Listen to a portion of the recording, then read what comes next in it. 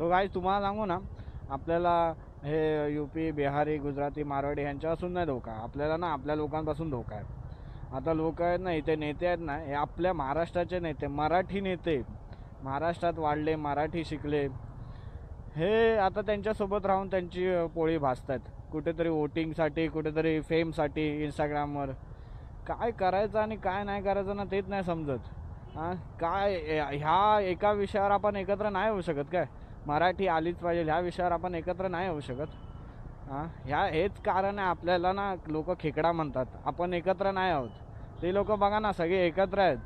गुजराती, मारवाडी झाले, मुस्लिम झाले, यूपी बिहारी झाले, हे सगळे एकत्र आहेत.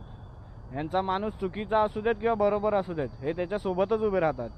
आपला माणूस आपला बरोबर असेल ना तरी आपल्यासोबत उभा नाही राहत आणि जळतो त्याच्यापेक्षा जास्त, की हा जास्त कमवतोय, तो जास्त कमवतोय. अरे तो वरती गेला तर उद्या तू त्याच्याकडे मदत मागितलीस तर तो नाही करणार काय? काय जळून काय होणार आहे? म्हणजे मी आहे त्या लेवलवर, तू पण त्याच लेवलवर राहा का? कोणाचीच प्रगती नको होऊ देत. अरे यार, आपण कधी सुधारणार काय माहिती. आपण ना मला तर बोलायचं, आपली जी जनरेशन आहे, आपली जी पिढी आहे, आपण तरी बदलायला पाहिजे. एकामेकावर जळून नाही, खेकडा नाही बनायचा आपल्याला. मराठी माणूस काय आहे ना हे दाखवावं लागेल आपल्याला.